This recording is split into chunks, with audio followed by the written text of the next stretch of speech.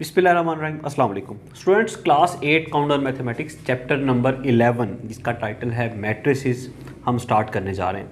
अब चैप्टर 11 में हमने मैट्रिक्स या मैट्रिसेस के बारे में पढ़ना है। मैट्रिक्स होता क्या है? सबसे पहले ये होता है कि जो नंबर्स होते हैं उनको रेक्टेंगुलर अरे के अंदर क्लोज कर देते हैं।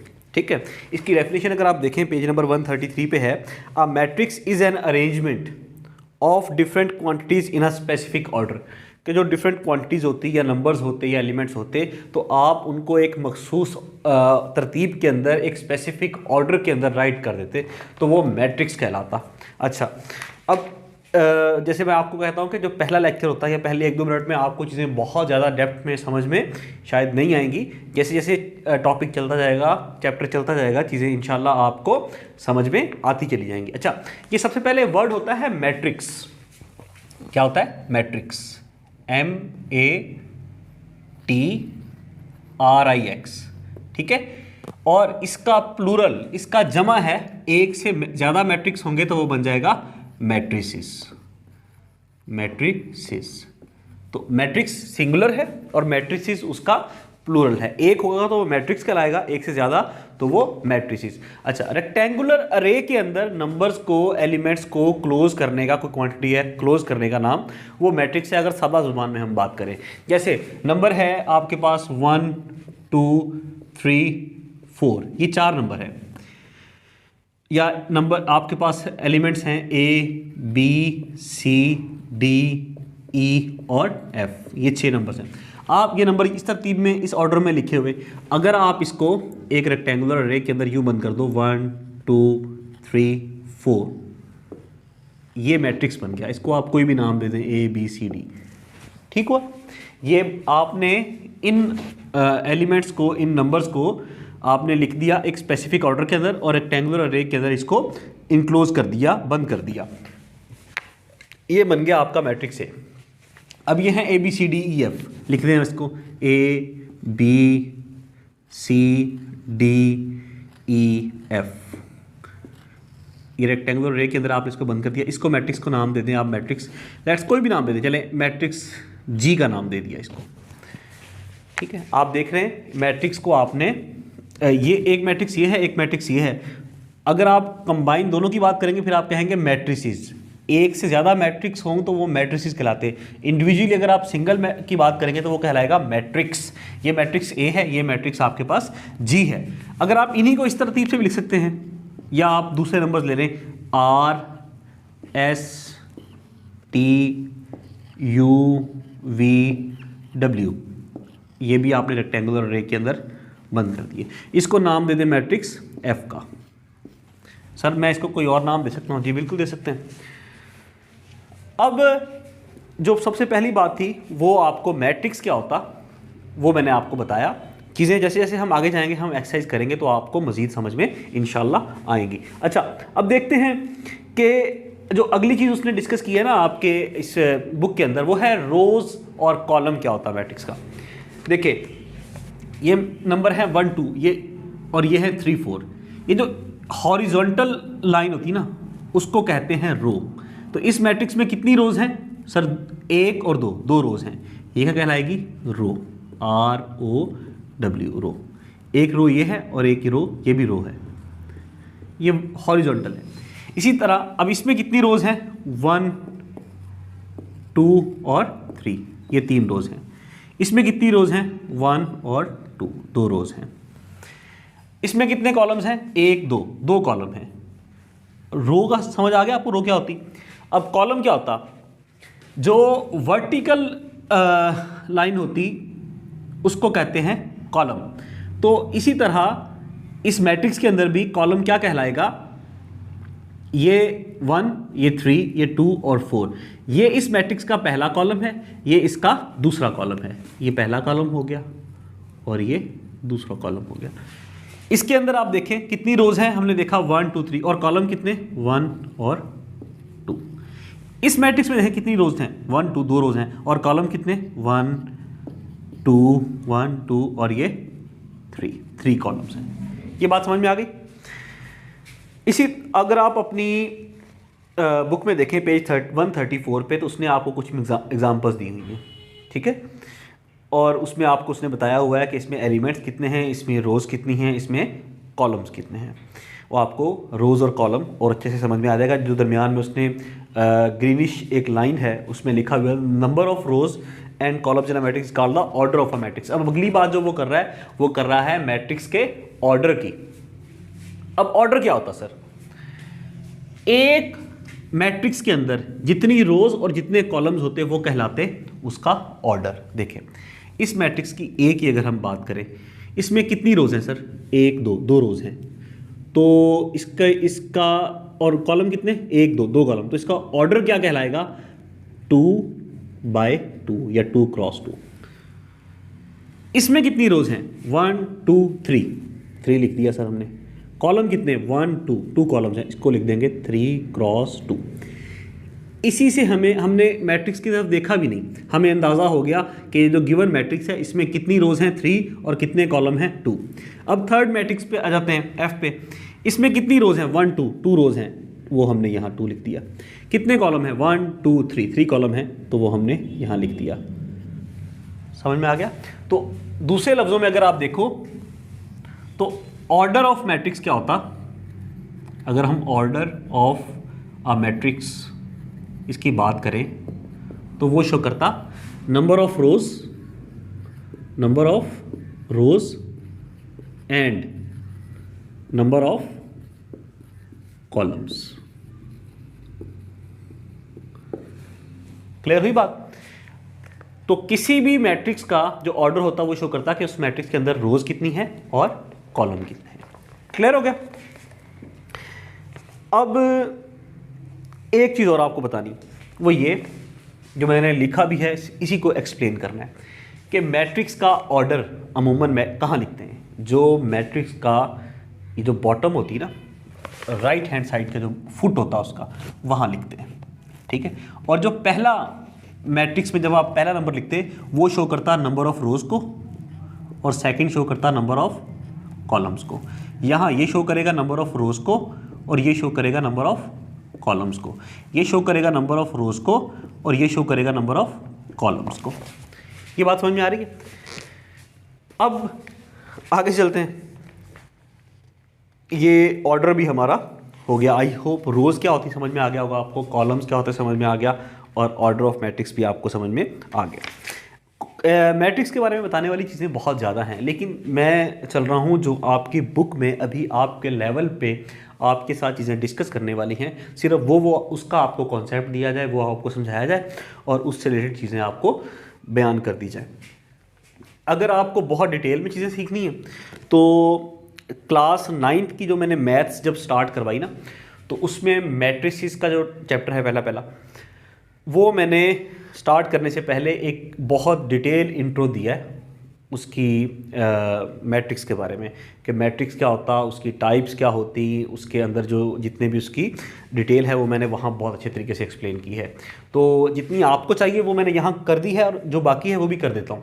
अगर आपको उससे ज़्यादा डेप्थ चाहिए तो वो आप वीडियो देख सकते हैं। मैं कोशिश करूँगा कि मैं उसकी डिस्क्रिप्शन जो है, उस वीडियो का जो लिंक है वो नीचे डिस्क्रिप्शन में डाल दूँ। ओके हो गया? अच्छा, अब आते हैं अगली चीज़ टाइप्स ऑफ मैट्रिक्स पे। तो जो टाइप्स यहाँ डिस्कस की है ना वो है square matrix, rectangle matrix, row matrix, column matrix और लीडिंग और प्रिंसिपल डायगोनल मैट्रिक्स और स्केलर मैट्रिक्स। बस ये इतनी सी डिस्कस की हैं। हालांकि मैट्रिक्स की टाइप्स इससे ज़्यादा होती, लेकिन यहाँ पे चूँकि ये डिस्कस की हुई हैं तो मैं आपसे यही डिस्कस करूँगा। सबसे पहले टाइप्स ऑफ मैट्रिक्स में जो आपको दिया हुआ वो दिया हुआ स्क्वायर मैट्रिक्स। अब सर स्क्वायर मैट्रिक्स क्या होता? आपको ऑर्डर समझ में आ गया ना कि कितनी रोज होती और कितने कॉलम्स होते। नंबर ऑफ रोज और नंबर ऑफ कॉलम्स को कहते हैं ऑर्डर ऑफ मैट्रिक्स।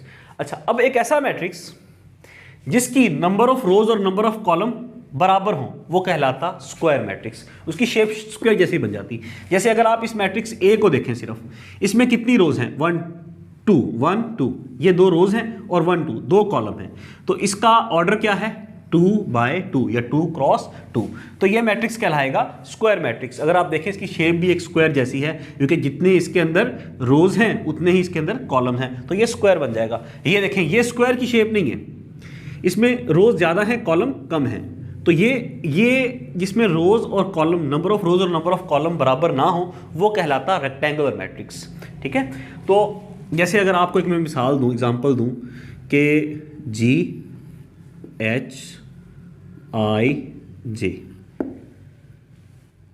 KLMNO, ये मैट्रिक्स के एलिमेंट्स हैं। अच्छा, ये जो अंदर होते हैं ना, ये कहलाते हैं मैट्रिक्स के एलिमेंट्स, ये भी कहते हैं इसको। इसमें आप देखें कितनी रोज हैं सर, 3। कितने कॉलम हैं सर, वो भी 3। तो ऑर्डर क्या हुआ, 3/3, ऐसा है जी। अब ऐसा मैट्रिक्स जिसकी नंबर ऑफ रोज और नंबर ऑफ कॉलम इक्वल हो, वो कहलाता स्क्वायर मैट्रिक्स। तो ये है स्क्वायर मैट्रिक्स है जी सर, ये है स्क्वायर मैट्रिक्स। ठीक हुआ, आगे चलते हैं। अब रेक्टेंगुलर या रेक्टेंगल मैट्रिक्स कौन सा होता, जिसमें नंबर ऑफ रोज और नंबर ऑफ कॉलम इक्वल नहीं होते। ले मिसाल के तौर पे अगर एक मैट्रिक्स है A B, बस इसमें कितनी रोज हैं, 1 2, कॉलम कितने, एक ही कॉलम है सर, 2 रोज हैं तो यहाँ 2 आ जाएगा, कॉलम एक है तो कहा जाएगा 2x1। ये इसमें नंबर ऑफ रोज और नंबर ऑफ कॉलम सेम नहीं है, तो ये स्क्वायर मैट्रिक्स तो हो नहीं सकता। ये क्या है सर, ये है रेक्टेंगल मैट्रिक्स। ठीक हुआ जी। आई होप ये आपको रेक्टेंगल मैट्रिक्स समझ में आ गया होगा। अब इसकी मैं एक एग्जांपल और दे देता हूं, ताकि मैं आपको इससे एक और चीज़ समझाना चाह रहा हूं। रेक्टेंगल मैट्रिक्स की एक एग्जांपल दे देते हैं आपको। ये है KLMNOP। ये देखिए इसमें कितनी रोज हैं, 1 2 3, 3 रोज हैं, यहाँ 3 आ जाएगा, ऑर्डर फॉरन लिख दिया हमने। और 2 कॉलम हैं तो 3/2, 3/2 का हमारे पास ये एक मैट्रिक्स आ गया। क्या ये स्क्वायर है? स्क्वायर के लिए ज़रूरी होता कि नंबर ऑफ रोज और नंबर ऑफ कॉलम इक्वल होने चाहिए, लेकिन यहाँ तो इक्वल नहीं है, तो ये स्क्वायर नहीं है। ये क्या है सर, फिर ये है एक रेक्टेंगल मैट्रिक्स। ठीक हुआ, हमें रेक्टेंगल और स्क्वायर समझ में आ गया। अच्छा, ऐसा मैट्रिक्स जिसके अंदर सिर्फ एक ही रो हो या एक ही कॉलम हो, अगर ऐसा मैट्रिक्स ऐसा है जिसमें सिर्फ एक रो है तो वो कहलाएगा रो मैट्रिक्स। और अगर ऐसा मैट्रिक्स है जिसमें सिर्फ एक कॉलम है, रोज कितनी भी है, वो कहलाएगा कॉलम मैट्रिक्स। जैसे ये मैट्रिक्स अगर आप देखें, ये रेक्टेंगल तो है सर, लेकिन इसमें रोज कितनी है सर, 2, कॉलम कितना है, एक ही कॉलम है, तो इसका एक और नाम भी है सर, क्या, column matrix, COLUMN, column matrix. I hope ये बात आपको समझ में आ रही है इंशाल्लाह। कॉलम मैट्रिक्स समझ में आया। रो मैट्रिक्स, कॉलम की एक और एग्जांपल दे देता हूं आपको, चले, WXYZ। इसमें कितनी रोज हैं, 1 2 3 4 रोज हैं, 4 आ गया। कॉलम कितने, सिर्फ एक कॉलम है सर, 4/1 या 4x1 इसका ऑर्डर है। लेकिन स्क्वायर के लिए ज़रूरी होता जितनी रोज हो उतने कॉलम में, ये स्क्वायर है नहीं, रेक्टेंगल है जी सर, रेक्टेंगल है, लेकिन इसमें चूंकि कॉलम एक है तो ये कॉलम मैट्रिक्स भी है, कॉलम मैट्रिक्स। अच्छा सर, अब रो मैट्रिक्स क्या होता, रो की एग्जांपल आपको जो देता हूं, ऐसा मैट्रिक्स जिसमें सिर्फ एक रो हो, कॉलम कितने हो, कॉलम कितने भी हो, लेकिन रो एक होनी चाहिए। जैसे 7 8 9 10, ये एक मैट्रिक्स है जी सर, ये एक मैट्रिक्स है। इसमें कितने कॉलम है, 1 2 3 4 कॉलम है, लेकिन रो सिर्फ ये एक है, एक रो है, तो ये ऐसा मैट्रिक्स क्या कहलाता, रो मैट्रिक्स। रो मैट्रिक्स है ये। जैसे B और C, इस मैट्रिक्स में सिर्फ एक रो है, कॉलम 2 है लेकिन रो एक है, तो ये भी क्या है, ये भी सर एक रो मैट्रिक्स है। ये बात समझ में आ गई। हमारा रो मैट्रिक्स भी हो गया, कॉलम मैट्रिक्स का कॉन्सेप्ट भी हो गया। अब अगली बात जो इसमें कर रहा है ना, वो कर रहा है डायगोनल मैट्रिक्स की। ये एक मज़ेदार सी चीज़ है, इसको सीखते हैं डायगोनल मैट्रिक्स क्या होता है। देखिए, ये आपका एक मैट्रिक्स है, इसके ये जो एलिमेंट्स हैं ना, ये डायगोनल एलिमेंट्स हैं, ठीक है। डायगोनल का पता है ना आपको, ये रेक्टेंगल है अगर एक, ठीक है, तो ये जो लाइन है ये इसका डायगोनल होता, ये भी डायगोनल होता। अगर ये एक स्क्वायर है तो ये भी इसका, ये डायगोनल है और ये भी इसका डायगोनल है। डायगोनल समझ में आ गया आपको। अब ये चूंकि एक स्क्वायर मैट्रिक्स है, तो ये अगर आप देखो तो यूं स्क्वायर है, तो ये इसका क्या है, डायगोनल। तो ये डायगोनल एलिमेंट्स हैं। अब डायगोनल मैट्रिक्स क्या होता, ऐसा मैट्रिक्स जिसमें ऐसा स्क्वायर मैट्रिक्स जैसे 1 0 0 0 0 0 0 2 5, डायगोनल एंट्रीज के अलावा, जो डायगोनल एंट्रीज हैं इनके अलावा बाकी सारे अगर आप देखें एंट्रीज, वो क्या हैं, ज़ीरो हैं। देखें यहाँ पे, यहाँ पे, यहाँ पे, यहाँ पे, यहाँ पे, यहाँ पे, ये सब क्या हैं, ज़ीरो हैं। और सिर्फ जो डायगोनल एंट्रीज हैं, डायगोनल इसके अंदर जो है, वो डायगोनल के अंदर जो एलिमेंट्स हैं, एंट्रीज हैं, वो कोई ना कोई वैल्यू है, बाकी सारी एंट्रीज जो हैं वो ज़ीरो हैं। तो ऐसा मैट्रिक्स कहलाता डायगोनल मैट्रिक्स। आप देखें क्या कह रहा है, अ diagonal matrix is a square matrix in which all the elements except those along the leading diagonal are zero. The following examples are of diagonal matrix. उसने आपको एग्जाम्पल भी दी है। ये आपका लीडिंग या प्रिंसिपल डायगोनल है, इसके अलावा बाकी सारी एंट्रीज जीरो हैं। All entries are zero except the entries of leading diagonal. अब लीडिंग डायगोनल का और या प्रिंसिपल डायगोनल का ये क्या चीज़ होती है, देखें, जब आपने रेक्टेंगल एक ड्रॉ किया, आपने एक रेक्टेंगल ड्रॉ किया, ये है लीडिंग डायगोनल, जो यहाँ ऊपर से नीचे गया, ये लीडिंग डायगोनल है, इसको प्रिंसिपल डायगोनल कहते हैं। और जो अदर डायगोनल है वो कौन सा होता, वो यहाँ नीचे से लेकर यहाँ तक। मैं इसको इस तरह ड्रॉ करता हूँ ताकि डिफ्रेंशिएट हो सके। ये जो डायगोनल है ये है अदर डायगोनल, और ये है आपका प्रिंसिपल डायगोनल, या इसको कहते प्रिंसिपल, या इसे कहते लीडिंग डायगोनल।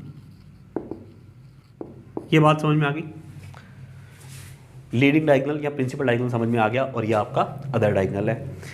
अब आप इसमें देखें, वो कह रहा है कि डायगोनल के अंदर क्या होता है, डायगोनल मैट्रिक्स के अंदर जो प्रिंसिपल डायगोनल, मतलब ये वाला है ना, यही प्रिंसिपल, इसकी बात नहीं हो रही, ये भी डायगोनल है लेकिन इसकी बात नहीं कर रहा। वो कह रहा है प्रिंसिपल डायगोनल के जो एलिमेंट्स हैं वो नॉन जीरो होने चाहिए।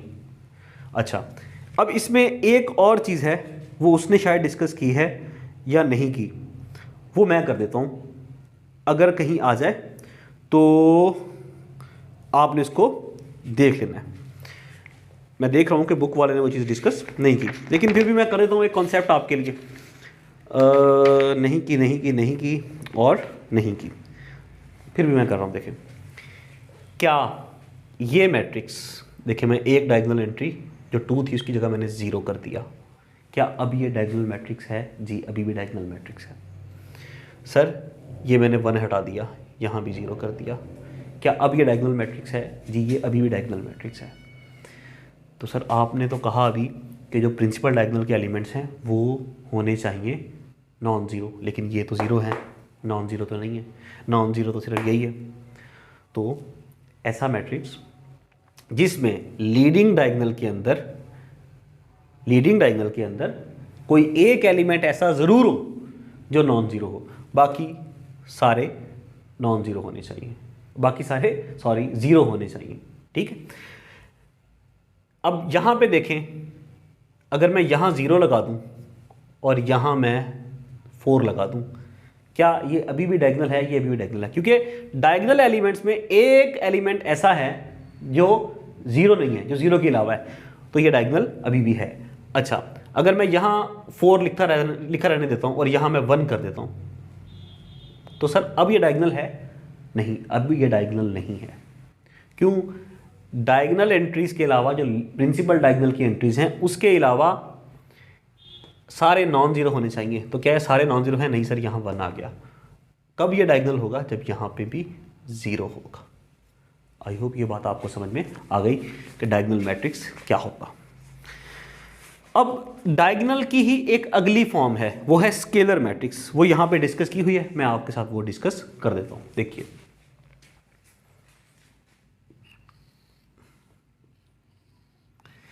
ये एक मैट्रिक्स है,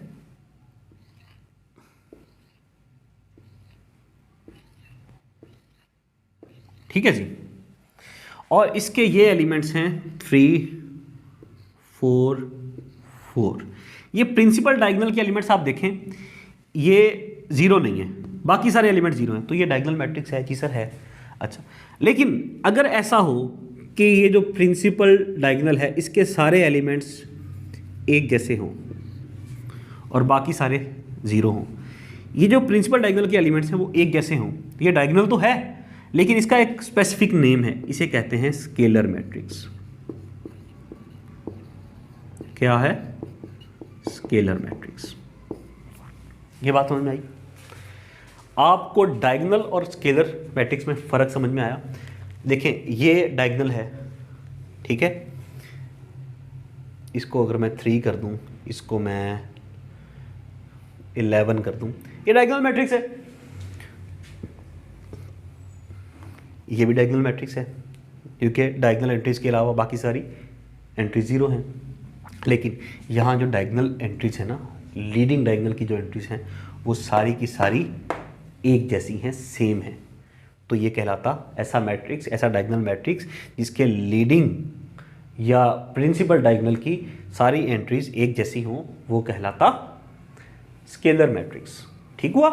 तो ये डायगोनल की ही अगली फॉर्म है, लेकिन इसमें प्रिंसिपल डायगोनल के एलिमेंट्स एक जैसे हैं। अच्छा जी, ये बात आई होप आपको समझ में आ गई।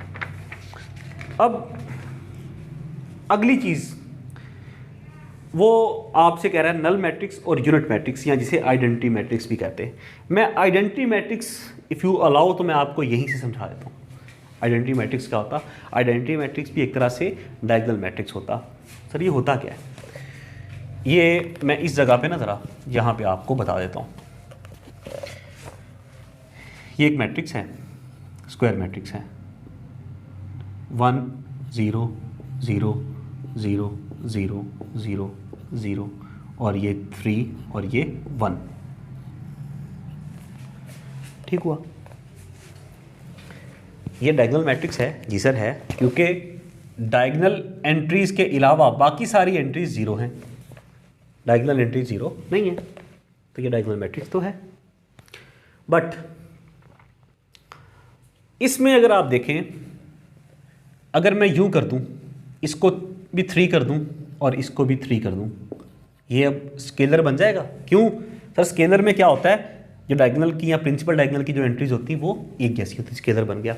अच्छा, अगर मैं इन सब को प्रिंसिपल डायगोनल की एंट्रीज को 1 कर दूं, तो ये डायगोनल है? जी सर है, डायगोनल है। क्या ये स्केलर है? है।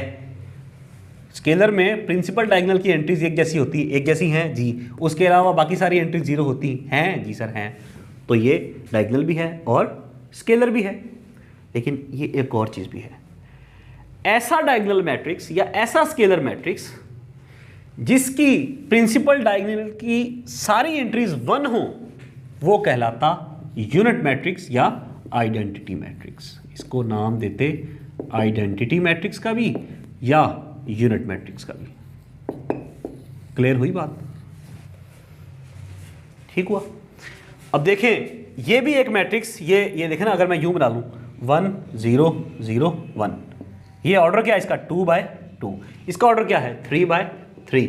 इसके ये डायगोनल है, प्रिंसिपल डायगोनल के एलिमेंट्स हैं, ये सेम है, एक जैसे। ये डायगोनल एलिमेंट भी मैट्रिक्स भी है, ये स्केलर मैट्रिक्स भी है, और इसके बाकी क्योंकि प्रिंसिपल डायगोनल के अलावा बाकी एंट्रीज 0 हैं, लेकिन इसके साथ साथ ये यूनिट मैट्रिक्स भी है ऑफ ऑर्डर 2/2। ये आइडेंटिटी या यूनिट मैट्रिक्स भी है ऑफ ऑर्डर 3/3 या 3x3। अब आखिरी चीज़ जो उसने डिस्कस की हुई है जिसमें जो आपको मैट्रिक्स के टाइप्स के हवाले से, वो है नल मैट्रिक्स। सादा लफ्ज़ों में यार, ऐसा मैट्रिक्स जिसके तमाम के तमाम एलिमेंट्स ज़ीरो, वो नल मैट्रिक्स है। मिसाल के तौर पे ये एक मैट्रिक्स है यार, ये देखें, ये एक मैट्रिक्स है 0 0 0 0। इसका ऑर्डर क्या है? 2/2। तमाम एलिमेंट 0 हैं, तो ये क्या है? ये इसका कहते हैं नल मैट्रिक्स। क्लियर हो गया? या ये देखें, आप अगर आप बुक में देखें 138 पे, a null matrix is a matrix in which all the elements are 0, the following are examples of null matrix. उसने आपको बता दिया। इसका ऑर्डर है 2/2। अगर आप 3/3 का नल मैट्रिक्स लिखना चाहेंगे, लें 0 0 0 0 0 0 0 0 0, ये भी एक नल मैट्रिक्स है। ऑर्डर क्या है? 3/3। आई होप ये समझ में आ गया आपको, ठीक है। अब इसके बाद है ट्रांसपोजिशन ऑफ अ मैट्रिक्स, और उसके बाद इक्वलिटी ऑफ मैट्रिसेस, फिर एडिशन ऑफ मैट्रिसेस, फिर सब्ट्रैक्शन ऑफ मैट्रिसेस। ये सारी चीज़ें अब हम डिस्कस करते हैं आहिस्ता आहिस्ता। मैं इसको रेज कर लूँ और फिर मैं आपको बताता हूँ कि ट्रांसपोजिशन ऑफ अ मैट्रिक्स क्या होता, और इक्वलिटी ऑफ अ मैट्रिक्स क्या होता, और एडिशन ऑफ सब्ट्रैक्शन क्या होता। ये सारी चीज़ें हम डिस्कस करते हैं, फिर हम एक्सरसाइज पे चलते हैं। चीज़ें हमारे लिए इंशाल्लाह आसान हो जाएंगी। ओके, चलें जी। अब अगला जो कॉन्सेप्ट है वो है ट्रांसपोजिशन ऑफ अ मैट्रिक्स का, वो डिस्कस करते हैं। ट्रांसपोजिशन ऑफ अ मैट्रिक्स होता क्या है? अच्छा, इससे पहले पेज नंबर 137 पे अगर आप बॉटम पे देखें तो एक इंपॉर्टेंट चीज़ लिखी हुई है। उसमें उसने कहा है all scalar matrices are diagonal matrices. मैंने अभी आपको बताया स्केलर का, जब एक्सप्लेन किया कि स्केलर मैट्रिक्स क्या होते हैं, कि जिनके जो डायगोनल एंट्री होती है वो सेम होती है। तो सबसे पहले तो वो डायगोनल मैट्रिक्स होगा, क्योंकि अदर डायगोनल, प्रिंसिपल डायगोनल के अलावा जितनी भी इसकी एंट्रीज हैं वो 0 हैं, तो डायगोनल मैट्रिक्स है। और स्केलर जो है वो डायगोनल की ही अगली शक्ल है, क्योंकि स्केलर के अंदर जो डायगोनल एंट्रीज हैं वो सारी सेम होती। अच्छा, इसके अलावा वो कह रहा है कि जितने भी all scalar matrices are diagonal matrices as well as square matrix. तो डेफिनेटली जो डायगोनल मैट्रिक्स होता है या स्केलर मैट्रिक्स होता है वही होता है ना जिसकी नंबर ऑफ रोज और नंबर ऑफ कॉलम सेम होते हैं। जब भी तो ये डायगोनल वाली बात हम कर रहे हैं, ठीक है, तो उसका ऑर्डर ये होता कि उसके नंबर ऑफ रोज और नंबर ऑफ कॉलम सेम होते। क्लियर हुई बात? अच्छा, अब ट्रांसपोजिशन ऑफ अ मैट्रिक्स पे आते हैं। इसमें कह रहा है कि when rows of a matrix are interchange with its column the matrix is said to be transpose. सादा सी बात है यार। देखिए, अगर एक मैट्रिक्स है ना ए, ये एक मैट्रिक्स है ए जिसके एलिमेंट्स हैं 1 2 3 4 5 6 7 8। इसका ऑर्डर क्या है? 2 रोज हैं, कॉलम 1 2 3 4 कॉलम है, 2 क्रॉस 4 इसका ऑर्डर हो गया। इसका ट्रांसपोज का मतलब क्या है? कि इसकी रोज जैसे उसने लिखा भी हुआ है और कॉलम्स को इंटरचेंज कर देते। जो रो है वो कॉलम बन जाएगी और कॉलम रो बन जाएगा। फर्स्ट रो है, ये बन जाएगा फर्स्ट कॉलम 1 2 3 4। सेकेंड रो है, ये सेकेंड कॉलम बन जाएगा 5 6 7 और 8। रोज कॉलम में कन्वर्ट हो गई। अब इसका ऑर्डर क्या है? कितनी रोज इसमें? सर 4 रोज हैं। कितने कॉलम? 2। 2 क्रॉस 4 क्रॉस 2 इसका अब नया ऑर्डर आ गया। अच्छा, ये ए है ओरिजिनल मैट्रिक्स और ये उसका ट्रांसपोज है, ए ट्रांसपोज। तो रोज बन गई कॉलम। दूसरे लफ्ज़ों में फर्स्ट कॉलम है, देखिए ये फर्स्ट रो बन गया 1 5। सेकेंड कॉलम 2 6 है, सेकेंड रो बन गया। रोज कन्वर्ट हो गई कॉलम में या कॉलम्स कन्वर्ट हो गए रोज में। ए था ओरिजिनल मैट्रिक्स, उसका ट्रांसपोज है तो उसके ऊपर छोटा सा स्मॉल टी डाल देते, जिसका मतलब है ये ए नहीं है, ए का ट्रांसपोज है। आपको ट्रांसपोजिशन ऑफ अ मैट्रिक्स समझ में आ गया ना? ये आपने ए की ट्रांसपोजिशन कर दी, ठीक है, ए का ट्रांसपोज आ गया। अब है नेक्स्ट कॉन्सेप्ट, वो है इक्वालिटी ऑफ अ मैट्रिक्स। लिखा हुआ क्या है उसको पढ़ते फिर उसको डिस्कस करते हैं। अब matrix is equal to another matrix if 2 conditions are satisfied. एक मैट्रिक्स दूसरे मैट्रिक्स से इक्वल होता है कब? जब 2 कंडीशन सेटिस्फाई हो। कौन सी conditions? The order of a matrix is the same. Order same होना चाहिए। मतलब अब ये मैट्रिक्स है, इसका ऑर्डर है 2/4, इसका है 4/2। ये सेम हो सकते हैं, इक्वल हो सकते हैं? Not at all. सबसे पहली कंडीशन क्या है कि उसका ऑर्डर सेम होना चाहिए। अच्छा, जैसे एक मैं आपको मिसाल देता हूँ, एक मैट्रिक्स है B, वो है A B C D। दूसरा मैट्रिक्स है मैट्रिक्स C, वो है A B D और C। इसका ऑर्डर क्या है 2/2। इसका ऑर्डर क्या है सर, 2 रोज हैं 2 कॉलम है, ये भी 2/2। पहली कंडीशन तो सेटिस्फाई होगी कि the order of a matrix is the same. इन दोनों मैट्रिक्स के ऑर्डर सेम है, ठीक है, ये इक्वल होंगे। अगली बात पढ़ते हैं ना, the corresponding elements of the 2 matrices are equal. 2 matrix उस वक्त इक्वल होंगे जब पहला उनका ऑर्डर सेम हो, दूसरा उसके करस्पॉन्डिंग एलिमेंट्स भी सेम हो। कैसे सर, देखें यहां फर्स्ट रो का first element, first row first column का एलिमेंट ए है, यहां भी फर्स्ट रो और फर्स्ट कॉलम का एलिमेंट ए है। यहां फर्स्ट रो और सेकंड कॉलम का एलिमेंट बी है, यहां फर्स्ट रो और सेकंड कॉलम का एलिमेंट बी है। यहां पे आते हैं, सेकंड रो और फर्स्ट कॉलम का एलिमेंट क्या है सी, यहां सेकंड रो और फर्स्ट कॉलम का एलिमेंट क्या है डी। क्या ये एलिमेंट सेम है सर, ये भी सी डी ये भी डी सी, सेम ही तो है, नहीं ये सेम नहीं है। क्यों भाई, जिस पोजीशन पे ये है ये उस पोजीशन पे यहां डी है, यहां सेकंड रो और सेकंड कॉलम में डी है, यहां सेकंड रो और सेकंड कॉलम में सी है, तो ये इक्वल नहीं होंगे। अच्छा, इक्वल होने के लिए ये जरूरी है ऑर्डर भी सेम हो और करस्पॉन्डिंग एलिमेंट्स भी सेम हो। अब ये इक्वल हैं जी, अब इक्वल हैं। इस कंडीशन में हम कह सकते हैं कि बी और सी एक दूसरे के इक्वल है, लेकिन इस कंडीशन में क्या कहेंगे, अगर यहाँ डी होता और यहाँ सी होता तो यहाँ ये इक्वल की जगह क्या आ जाता, ऐसे क्रॉस ऊपर साइन आ जाता, नॉट इक्वल, कि B is not equals to C. ये बात समझ में आ गई, बी और सी एक दूसरे के इक्वल नहीं है। क्लियर, लाजमी सी बात है, इक्वल होने के लिए जरूरी है। अब सी का, ए का करस्पॉन्डिंग एलिमेंट यहां क्या है ए, बी का करस्पॉन्डिंग एलिमेंट क्या है बी, सी का करस्पॉन्डिंग एलिमेंट यहां क्या है डी, तो ये करस्पॉन्डिंग एलिमेंट इस करस्पॉन्डिंग एलिमेंट के इक्वल नहीं है, और यहां डी का करस्पॉन्डिंग क्या है सी, तो ये भी एक दूसरे के इक्वल नहीं है। तो जिस जगह पे ये है उसी जगह पे वो होना चाहिए। जैसे अब आपको एक और एग्जांपल देता हूं, एक मैट्रिक्स है एम, वो है 1 2 3 4 5 6, और एक मैट्रिक्स है एन, वो है 2 1 3 4 5 6। इसका ऑर्डर क्या है 2 रोज 3 कॉलम 2/3, 2 रोज 3 कॉलम 2/3। क्या ये और ये एक दूसरे के इक्वल हैं सर, ऑर्डर पहली कंडीशन सेम है, 4 5 6 सेम आ रहे हैं, यहाँ भी 3 यहाँ भी 3, लेकिन यहाँ ये सेम नहीं है। इसका कॉरेस्पॉन्डिंग ये है और वो ये 1 है ये 2 है, तो सेम हो सकते हैं नहीं, ये इक्वल हो सकते हैं नहीं। इक्वल होने के लिए जरूरी, अच्छा अगर मैं यूँ लिख दूँ, देखें एक छोटा सा इसमें ट्रिक करते हैं, 1 + 1, और इसको मैं लिख दूँ 2 - 1, ब्रेक करके लिखा जा सकता, लिखा जा सकता।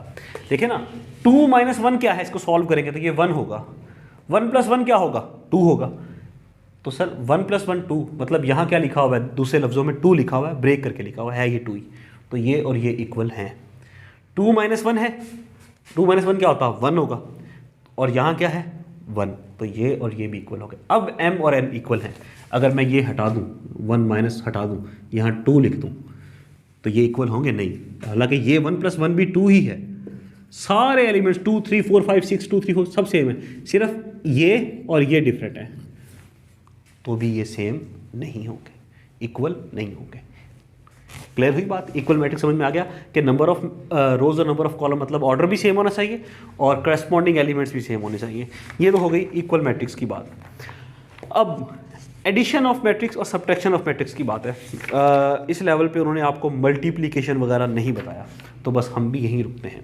एडिशन क्या होता है मैट्रिक्स का और सब्ट्रैक्शन क्या होता, सादा सी बात है, सादा लफ्ज़ों में बता के ना हम एक्सरसाइज को स्टार्ट करते हैं।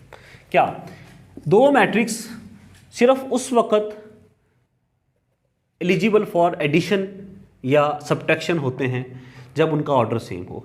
अगर एक मैट्रिक्स है M 2 × 3 ऑर्डर है इसका भी, तो ये दोनों आपस में ऐड हो सकते हैं जी, ये दोनों आपस में ये और ये आपस में ऐड हो सकते हैं, ये दोनों आपस में सब्ट्रैक्ट हो सकते हैं जी, ये आपस में सब्ट्रैक्ट भी हो सकते हैं, क्यों? इनका ऑर्डर सेम है। ये दोनों आपस में ऐड या सब्ट्रैक्ट हो सकते हैं तो जी ये भी आपस में ऐड या सब्ट्रैक्ट हो सकते हैं। तो ऐड या सब्ट्रैक्ट होने के लिए लाजमी है दो मैट्रिक्स का आपस में कि उन दोनों का ऑर्डर सेम हो, बस ये कंडीशन है। क्लियर हुआ?